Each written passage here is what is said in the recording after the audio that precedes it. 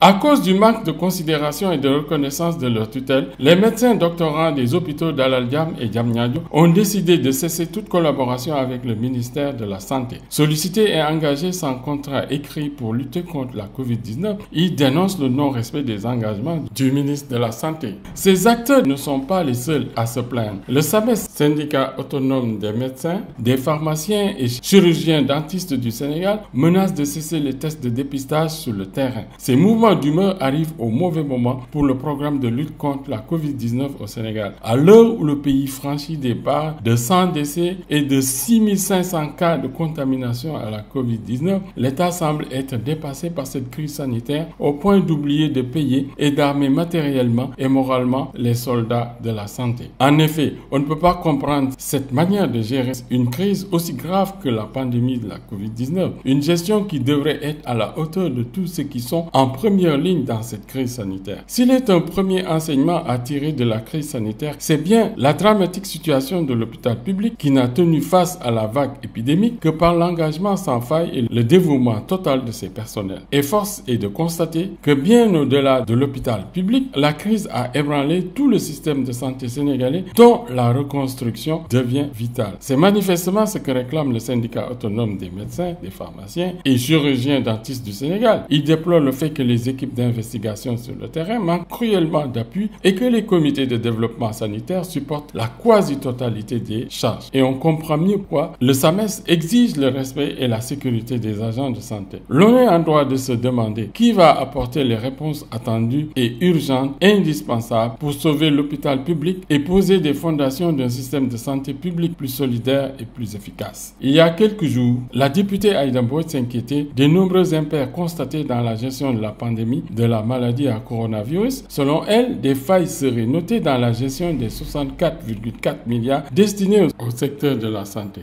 Il y a des problèmes sur l'acquisition dans des conditions douteuses de matériel médical et sur l'insuffisance d'équipements de protection individuelle pour le personnel soignant. Au lieu d'apporter des réponses claires à cela, on la menace. C'est lorsqu'on est à court d'arguments qu'on menace. La gestion de la COVID-19 au Sénégal ne peut pas être traitée sans le respect des acteurs de la santé. En effet, en plus de menacer notre système de santé déjà très faible, le virus porte un coup violent sur le moral du personnel de santé. Deux constats me paraissent strictement incontournable sur le plan sanitaire. Premièrement, avons-nous réellement la capacité de recenser le nombre de cas de coronavirus sur l'ensemble du territoire sénégalais? L'enveloppe de 64,4 milliards de francs CFA consacrée au secteur de la santé permet-elle de prendre en charge tous les besoins en matériel et de motiver les acteurs? Ou bien fait-on semblant d'ignorer que cette maladie affole le monde alors que la maladie continue de se propager? L'estimation du nombre de cas réels commence à poser problème. Au Sénégal, longtemps, les plaintes désignaient le manque d'équipements lourds comme les machines de radiothérapie et de respirateurs artificiels, mais la crise actuelle montre que nous n'avons que 80 respirateurs qui ne suffisent pas à tenir longtemps. Il en est de même à propos des lits de réanimation. Il n'y en a que 359 au Sénégal, dont 56 à Dakar, pour accueillir une grande quantité de cas graves du coronavirus. La recherche scientifique, notamment dans le domaine médical, qui devait être hautement financée en tout temps, a été négligée. Le personnel de santé est insuffisant. Malgré tout le malheur et le désespoir que la pandémie génère, elle offre une petite fenêtre d'opportunité pour introduire des réformes sérieuses dans le système de santé au Sénégal. En dépit de la panique générale et de la propagation de l'épidémie sur notre territoire,